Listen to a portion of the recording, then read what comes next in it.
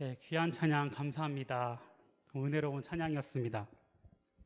네, 오늘도 이 저녁 시간을 구별하여 하나님께 드리는 우리 영신의 가족분들을 사랑하고 축복합니다.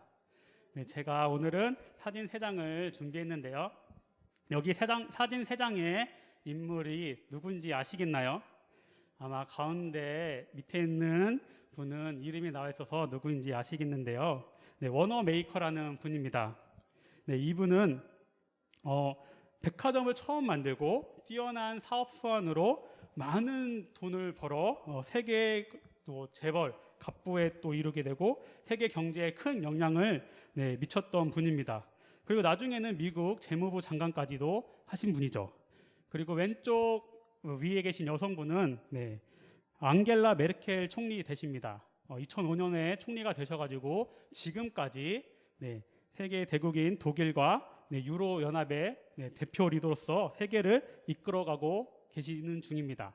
그리고 오른쪽에 있는 사진은 우리가 너무나 잘 알고 있는 2002년 월드컵 4강의 주역 초롱이 이영표 선수입니다. 지금은 선수를 은퇴하시고 많은 활동과 일을 하는 것으로 알고 있습니다. 이 사람들에게 이 세 분이 사진을 보여주면서 이 사람들이 정말 성공한 사람들입니까? 라고 물으면 무엇을 하고 답할까요? 우리 영신의 가족분들은 뭐라고 답하시겠습니까? 아마도 대부분의 사람들, 아니 모든 사람들이 이 세 분의 사진을 보여주면 성공한 사람들입니다 라고 답할 겁니다. 저도 그렇게 생각합니다. 그렇다면 우리는 왜 이분들을 성공한 사람들이라고 말할 수 있을까요? 다른 사람들에게 많이 알려졌기 때문에, 아니면은 많은 부를 축적했기 때문에, 아니면 세계를 대표하는 리더이기 때문에 그렇게 생각하는 건가요? 맞을 겁니다.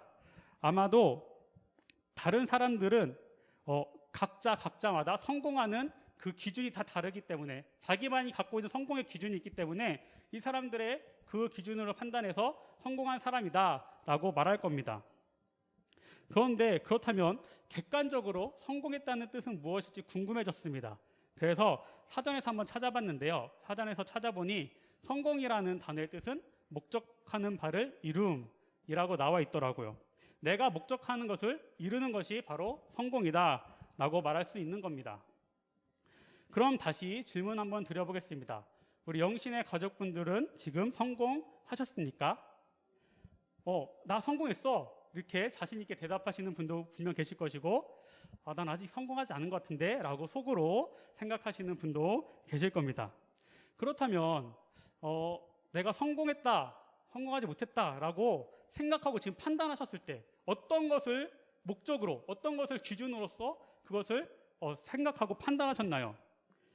우리 하나님을 믿는 그리스도인, 우리 그리스도인들은 내가 성공했어, 난 성공한 사람이야 라고 말할 때 무엇을 목적에 두고 우리가 그것을 판단해야 할까요?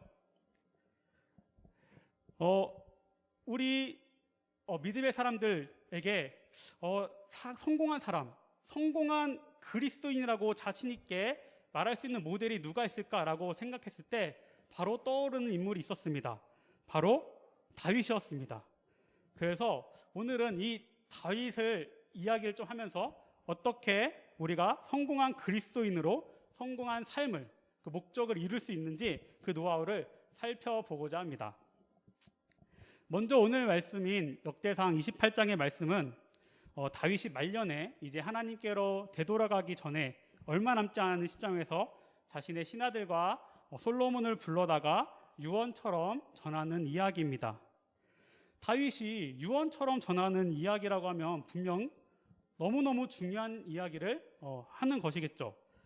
많은 사람들이 죽음에 가까이 이르렀을 때 하는 이 유언은 정말 무게감 있고 중요한 이야기를 남기게 됩니다. 그래서 이 유언만큼은 꼭 지키려고 하고 잊지 않으려고 하고 노력해서 이루어내려고까지 합니다. 그래서 이런 이야기도 있는 것 같아요. 어느 날 어느 시대에 청개구리와 그 청개구리 어머니가 살고 있었습니다. 이 청개구리는 어머니의 말을 늘 반대로만 듣는, 말을 안 듣는 청개구리였습니다. 그러던 중 어느 날 이 청개구리 어머니가 병에 걸려서 돌아가시게 되었어요. 근데 돌아가시기 직전에 이제 이 청개구리를 불러다가 내가 죽으면 나를 냇가에다가 묻어주렴, 이렇게 말씀하시는 겁니다. 이 어머니는 분명히 이번에도 청개구리가 자신의 말과 반대로 행동하니까 산에다가 자기를 묻어줄 거라고 이제 생각하고 예상하고 그렇게 유언을 남기신 건데, 이 청개구리는 어떻게 행동했죠? 어머니의 마지막 유언이니 내가 이번만큼은 꼭 어머니의 말씀을 지켜 따르겠다라고 하면서 어머니를 이 냇가에다가 묻게 됩니다. 그래서 어머니를 묻게 되고 후에 이제 비가 오는 날이 되면 이 청개구리는 어머니의 무덤이 떠내려갈까 봐 걱정이 되어서 목청껏 개굴개굴 운다는 이야기입니다. 우리 영신의 가족분들이 너무너무 잘 알고 있는 이야기일 겁니다. 이렇게 매번 반대로만 행동하던 청개구리도 어머니의 유언만큼은 꼭 내가 지켜 행하겠다라고 하면서 그 유언대로 지키는 것을 우리가 이야기로 내려오는 것만 봐도 얼마나 사람들이 유언을 중요하게 생각하는지, 꼭 따르려고 하는지 알 수 있습니다. 그만큼 다윗도 오늘 중요하고 정말 꼭 지켜주기를 원하는 마음으로 이 유언을 하고 있는데, 28장의 유언을 하고 있는데, 그 내용은 신하들과 솔로몬이 하나님의 성전을 꼭 건축해 이루어주기를 당부하는 유언이고, 신하들에게는 솔로몬이 하나님이 택한 나의 후계자니 이스라엘 나라의 왕이니 솔로몬을 잘 도와서 이스라엘 나라를 다스리라는 유언이었습니다. 그리고 오늘 28장 9절의 말씀은 솔로몬에게만, 다윗 왕이 솔로몬에게만 따로 하는 유언과 같은 말씀입니다. 그렇다면 다윗 왕이 이 솔로몬에게 직접 남긴 이 유언이 무엇일까요? 보통 솔로몬에게 남기는 다윗 왕의 유언, 영화나 드라마 같은 데도 보면은 이런 경우에 솔로몬이 지금 되게 아직 어리고, 그리고 솔로몬의 자리를 위협하는 다른 사람들, 다른 무리들이 많이 있었다는 것을 다윗 왕이 알고 있었습니다. 그렇기 때문에 이런 상황에서 다윗 왕이 솔로몬에게 남기는 유언은 영화나 드라마 같은 데서 보면은 누구를 처단해야지 네가 왕권을 안정시킬 수 있다라는 등의 내용이 나오는 것을 종종 볼 수 있습니다. 하지만 다윗 왕은 그러지 않았습니다. 다윗 왕이 꼭 남기는 유언은 바로 자신이 평생 지키려고 애쓰던 모습, 평생 노력하면서 이루었던 그 신앙의 모습을 알려주면서 이 모습을 너가 꼭 지키고 살아라 라고 하면서 그 모습을 알려주었습니다. 당부했습니다. 그것이 바로 오늘 우리가 보는 다윗 왕의 성공 노하우입니다. 솔로몬에게 전해준 다윗 왕의 성공 노하우, 이 노하우를 우리가 알게 된다면 그럼 우리도 다윗 왕과 같이 목적하는 바를 이루는 성공적인 삶을 살아낼 수 있을 것입니다.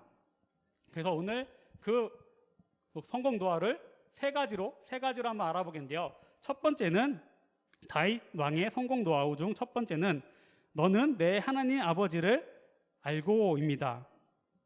다윗은 솔로몬에게 먼저 자신의 믿는 하나님을 알라고 유언하고 있습니다. 하나님을 아는 것. 솔로몬이 지금까지 다윗에게 많은 이야기를 듣고 많은 것을 배우면서 하나님에 대해서는 배우지 않았을까요? 하나님에 대해서 몰랐을까요?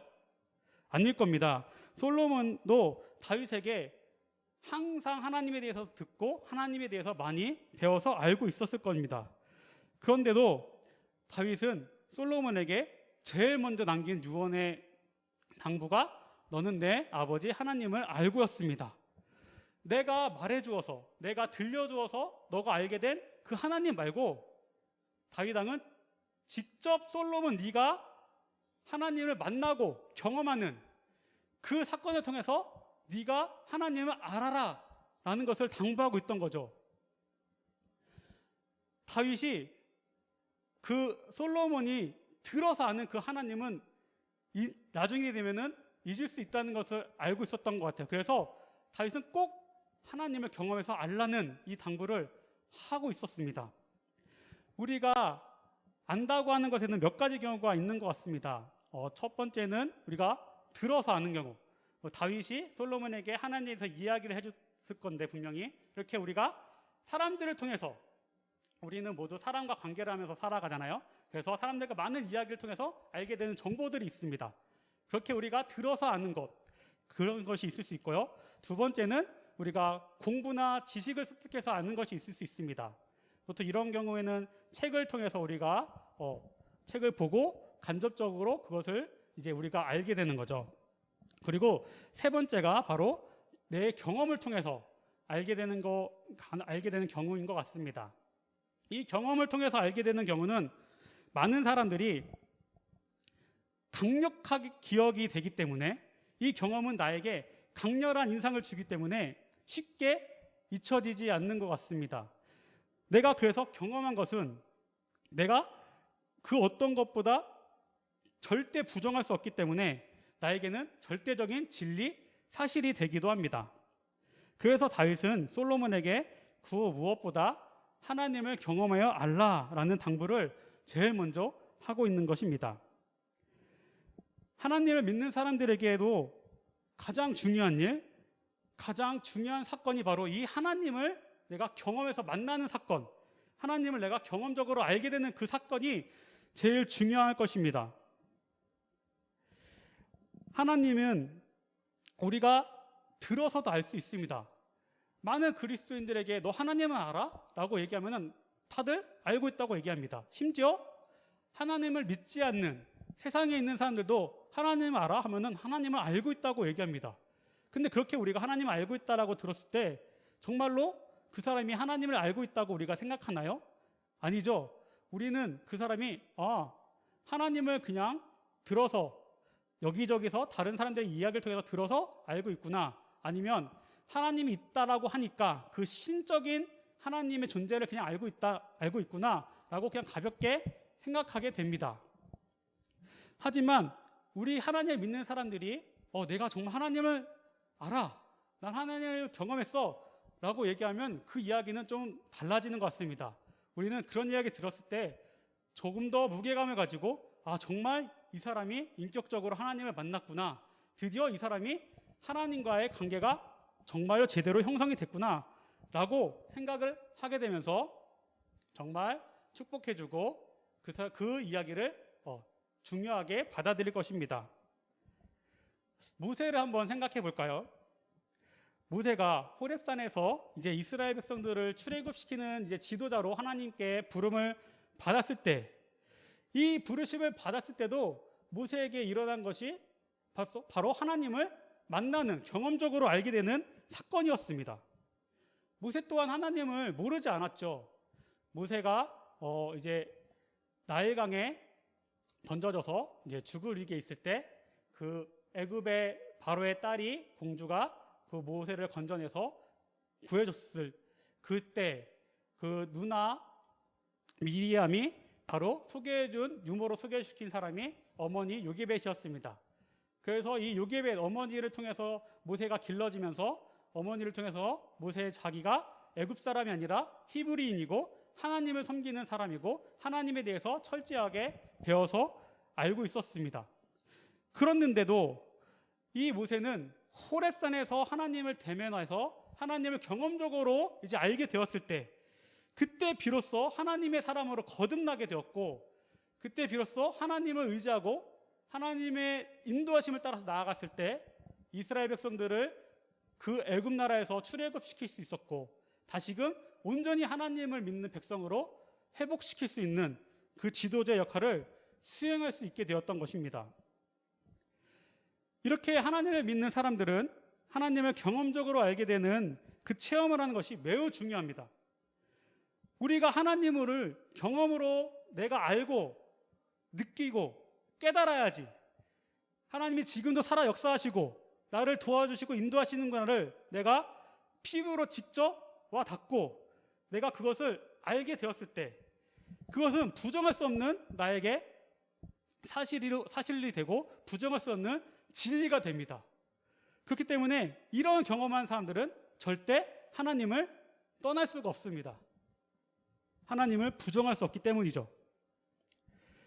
그렇기 때문에 이 하나님을 경험적으로 알게 되는 것, 이 부분은 믿는 사람이라면, 하나님을 믿는 사람은 믿음의 사람이라면 제일 중요한 부분이고 꼭 필요한 부분입니다. 우리 영신의 가족분들 중에 이 경험이 아직 없는 분들이 계시다면 꼭 이 경험을 하시기를 주님의 이름으로 정말 축복합니다. 그리고 그 경험을 했지만 지금 하나님과의 첫사랑의 기억이 많이 사라진 분들이 계시다면 다시 한번 하나님과의 그 뜨거운 사랑의 경험을 하실 수 있게 되기도 간절히 소망합니다. 다윗 왕이 하나님 앞에서 성공한 인생으로 살아갈 수 있었던 두 번째 그 노하우는 바로 온전한 마음으로 섬기라는 것입니다. 다윗은 솔로몬에게 먼저 하나님을 알아야 하고 두 번째는 온전한 마음으로 섬기라고 당부하고 있습니다. 그렇다면 온전한 마음으로 섬기는 것, 이것은 무엇을 이야기하고 있는 걸까요? 온전한 마음이라는 것은 내 온 마음을 다하여, 내 중심을 다하여 하나님을 섬겨야 한다는 것입니다. 다른 사람도 아니라 다윗이 이 이야기를 하니까 너무 수긍이 가고 너무 믿음이 갑니다. 왜 그렇죠? 우리는 다윗이 어떻게 이스라엘 나라의 왕으로 하나님께 선택받았는지 너무나 잘 알고 있기 때문입니다. 사무엘상 16장 1절에 보니 하나님이 이제 사무엘 선지자에게 지금의 왕인 사울을 내가 버렸고 너는 베들레헴 이새의 집에 가서 내가 선택한 사람에게 기름을 부어라 라고 말씀하십니다. 바로 사무엘상 16장 1절의 말씀인데요. 여호와께서 사무엘에게 이르시되 내가 이미 사울을 버려 이스라엘 왕이 되지 못하게 하였거늘 내가 그를 위하여 언제까지 슬퍼하겠느냐. 너는 뿔에 기름을 채워 가지고 가라. 이는 내가 너를 베들레헴 사람 이새에게로 보내리니 이는 내가 그의 아들 중에서 한 왕을 보았느니라 하시는지라. 아멘. 이 말씀을 듣고 이제 사무엘 선지자는 하나님 말씀에 순종해서 베들레헴 이새의 집으로 가게 되죠. 거기서 이제 사무엘 선지자가 이새에게 너의 아들들을 모두 내 앞에 데리고 와라 이렇게 요구를 합니다. 그래서 이새는 맏아들 엘리압부터 차례차례 사무엘 선지자 앞에 선보이게 되죠. 사무엘 선지자가 맨 처음 만난 이 맏아들 엘리압, 사무엘 선지자는 이 엘리압을 보자마자 하나님이 선택한 사울 다음으로 선택한 이스라엘의 두 번째 왕은 바로 이 엘리압이다 라고 생각했습니다. 왜냐하면 엘리압은 바로 사울처럼 키도 크고 용모도 준수했다고 하기 때문입니다. 하지만 하나님께서는 이런 사무엘 선지자의 마음을 아시고 7절에 이렇게 말씀하십니다. 여호와께서 사무엘에게 이르시되 그의 용모와 키를 보지 말라. 내가 이미 그를 버렸노라. 내가 보는 것은 사람과 같지 아니하니 사람은 외모를 보거니와 나 여호와는 중심을 보느니라 하시더라. 아멘. 이렇게 하나님께서는 사무엘 선지자에게 하나님께서 보시는 것은 외모와 키가 아니라 중심이다 라고 분명하게 말씀하셨습니다. 하나님께서는 우리 사람을 보실 때 외모와 생김새를 중요하게 생각하시지 않는 것 같습니다. 하나님께서는 우리 중심, 우리 마음이 어디로 향하고 있는지, 우리 마음이 어디에 있는지를 보시는 것 같습니다. 우리 사람은 누구의 형상대로 창조되었죠? 바로 우리 모든 사람은 하나님의 형상대로 창조된 창조물입니다. 그렇게 생각하면 이 한 명 한 명의 그 외모, 이 용모는 모두 하나님께서 동일하다고 생각하시는 게 당연하지 않을까요? 이 외모를 가지고 누구는 예쁘고 누구는 좀 아니구나 라고 생각하시는 게 더 이상하지 않을까요? 하나님이 하나님을 따라서 하나님의 형상대로 모두 창조했기 때문에. 그러니 하나님께서는 외모가 아니라 바로 이 마음, 나의 마음의 중심을 보신다는 이야기가 당연한 것 같습니다. 그렇게 이 중심을 보시고 그 마음을 보시고 선택했던 이스라엘의 두 번째 왕이 바로 어린 다윗이었습니다. 아버지 이새도 아직 어리다고 생각하여 사무엘 선지자가 아들들을 보여달라고 했을 때 부르지도 않았던 다윗. 나이가 어려서 형들이 전쟁에 나갈 때도 자기는 나가지 못하고 들에서 양만 치던 그 목동 어린 다윗. 이 다윗을 하나님께서는 그 중심 마음을 보시고 이스라엘의 왕으로 선택하셨습니다. 그렇다면 다윗이 이 이야기 또한 솔로몬에게, 그 아들 솔로몬, 자기의 뒤를 이을 솔로몬에게 해주지 않았을까요? 그 전에도 아마 많이 해주었을 겁니다. 그럼에도 이 유언을 할 때 또한 이 이야기를 했다는 것은 바로 솔로몬이 절대 잊지 않기를 바라는 마음으로 했을 것입니다. 이제 다윗 왕이 성공한 인생으로 살아갈 수 있었던 마지막 성공 노하우, 마지막 세 번째입니다. 그 세 번째는 바로 기쁜 뜻으로 섬기라 라는 것입니다. 이 기쁜 뜻으로 섬기라는 말은 자원하여 하나님을 섬기라는 말입니다. 이 이야기는 온전한 마음으로 섬기라는 말과 함께 할 수 있을 것 같은데요. 그래서 말씀에도 온전한 마음과 기쁜 뜻으로 섬길지어다 라고 다윗 왕이 함께 이야기하고 있는 것을 알 수 있습니다. 왜냐하면 내가 하나님을 알게 되고 하나님을 사랑하는 마음이 생기고 그 마음의 중심이 하나님께로 향하여 있다면 자연스럽게 자원하는 마음으로 내가 받은 그 사랑, 내가 받은 그 은혜, 나는 어떻게 하나님께 되돌려 드릴 수 있을까를 그 질문을 할 수밖에 없기 때문입니다. 그래서 나는 어떻게 하나님께 받은 사랑을 되돌려 드릴 수 있을까라는 생각을 하고 표현하게 되는 방법들이 있는데, 그것이 내가 하나님의 일을 돕는 손길이 되어 봉사를 하는 것일 수도 있고, 이웃에게 하나님을 아직 모르는 이웃들에게 하나님을 전하는 전도가 될 수 있고, 그리고 어려워하는 이웃들을 돕는 구제가 될 수도 있을 것이고, 그리고 하나님의 말씀, 그리고 신앙의 그 모습을 알려주고 전승하는 교육이 될 수도 있을 것입니다. 그리고 다윗과 같이 내가 가진 것을 들여서 하나님의 성전을 건축하거나 하나님의 일을 하는데 쓰일 수 있도록 헌물도 하고 헌금도 하는 그런 모습이 보일 수 있을 것입니다. 우리는 이 모든 것들을 할 때 기쁜 마음, 기쁜 뜻, 자원한 마음으로 할 수 있어야 합니다. 왜냐하면 그것은 내가 먼저 하나님께 받은 은혜와 사랑이 크고 그 사랑을 내가 되돌려드리고 싶은 마음으로 하는 것이기 때문입니다. 다윗 왕은 정말로 하나님께 받은 이 은혜와 사랑을 나는 어떻게 드릴 수 있을까 끊임없이 생각하고 고민했던 사람인 것 같습니다.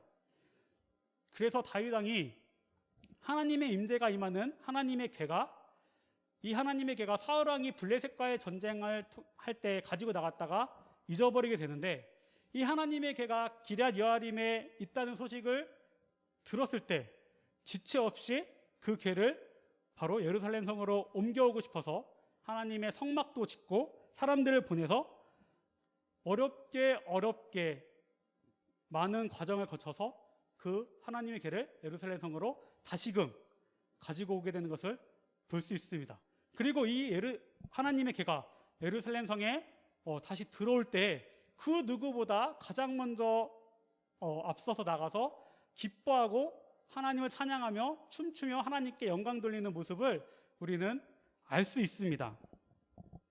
그리고 이 하나님의 궤가 예루살렘 성에 돌아온 게 얼마나 또 중요한 일이냐 하면은, 하나님의 궤가 예루살렘 성으로 돌아옴으로 인해서 하나님이 이스라엘 나라와 이제 함께 하신다는 것을 사람들이 다시 알 수 있게 된 것이고, 사람들이 그 전에는 예배와 제사가 하나님의 궤가 없으니 드릴 수가 없었고 드려도 온전한 제사가 아니었는데, 하나님의 궤가 있음으로 말미암아 그 예배가 온전한 예배가 되고 제사가 온전한 제사가 되므로 바로 그 예배와 제사를 회복시켜 이스라엘 백성들의 신앙을 회복시키는 그런 일을 가져왔기 때문입니다. 그리고 다윗은 그것에서 멈추지 않고 하나님의 궤가 있는 곳이 너무 누추해 보여서 그 장막에 있었으니 너무 누추해 보여서 자신과 같은 멋진 집을 건축해 드리고 싶다는 소망이 생겼습니다. 그래서 이 소망을 나단 선지자에게 나누게 되죠. 근데 그 마음을 보신 하나님께서는 너무나 기뻐하시면서 사무엘하 7장 8절과 8절부터 17절에 걸쳐서 이 다윗을 축복하는, 복 내려주겠다고 약속하시는 말씀이 나옵니다. 거기에 보면은 다윗에게 하나님께서는 이스라엘의 주권자로 너를 삼아주고 이름을 위대하게 만들어주며 모든 원수에게서 벗어나 편히 쉬게 해주시겠다고 약속하십니다. 그리고 또 다윗이 때가 되어 죽어도 그 아들이 이 이스라엘 나라를 계속 견고하게 하고 그 아들이 성전을 건축하게 되고 영원히 다윗의 가문과 나라가 보존되게 된다는 놀라운 약속을 말씀을 해주십니다. 이렇게 무수한 복, 하나님이 다윗에게 해주겠다고 했던 그 약속의 말씀들을 살펴보니 얼마나 하나님이 다윗이 기쁜 마음, 자원하는 마음으로 했던 그 행동들을 기뻐해보고 기뻐하시고 좋아하셨는지 조금은 우리가 가늠해 볼 수 있을 것입니다. 하나님께서 이런 놀라운 복의 언약을 받은 그 다윗이 솔로몬에게 유언으로 이 기쁜 뜻으로 섬기라고 당부했는지 다윗이 직접 그 말씀을 들었으니 얼마나 체험하면서 실제적으로 솔로몬에게 알려주었을까요? 그래서 솔로몬에게 마지막 유언의 말로 기쁜 뜻으로 자원하여 하나님을 섬기라고 말해주고 있는 것 같습니다. 사랑하는 영신의 우리 가족 여러분, 오늘 우리는 다윗 왕이 솔로몬에게 남긴 유언을 통해서 어떻게 성공을 이루었는지 말씀을 나누었습니다. 그렇다면 우리가 이루어야 되는 성공, 그리스도인이 보여야 되는 성공하는 모습은 어떤 모습이었나요? 다윗 왕의 성공 노하우는 솔로몬에게 남긴 유언을 보니 바로 하나님을 온전히 믿고 바르게 섬기는 모습을 보이는 것이 성공하는 모습이라는 것을 우리가 알 수 있게 되었습니다. 다윗은 처음부터 그 목적을 이스라엘 나라의 왕, 주변 나라들의 전쟁에서 승리하는 것, 이름을 널리 떨치는 것, 이런 것들을 목적으로 정하지 않았습니다. 다윗의 목적은 하나님을 온전히 섬기고 사랑하고 마음 다해 하나님 말씀을 따라서 살아가는 것, 이것을 목적으로 삼고 그렇게 살려고 부단히 애썼던 것 같습니다. 그래서 하나님을 알고 온전한 마음과 기쁜 뜻으로 하나님을 섬겼을 때 하나님께서는 그 모습을 보시고 그 마음의 중심을 보시고 바로 세상 사람들이 말하는 성공적인 그 복의 은혜들을 부수적으로 내려주셨던 것입니다. 다윗은 이 성공한 그 모습, 이 성공을 세상 사람들이 말하는 그 성공을 다윗은 자기 힘으로 이루려고 하지 않았습니다. 자기 힘으로 애써 그 성공을 성취해내지 않았습니다. 다윗은 그냥 단지 하나님을 바르게 온전히 하나님만을 따르는 그런 삶을 살았을 뿐인데 하나님께서는 그 모습을 보시고 세상 사람들이 말하는 그 성공의 삶을 살게 해주신 것이죠. 우리들은 당장 나에게 처해진 그 상황, 그 현실을 바라볼 수밖에 없는 연약한 존재인 것 같습니다. 그렇기 때문에 우리는 그 현실로 인해서 때로는 낙심하고 좌절하기도 합니다. 넘어질 때가 많이 있죠.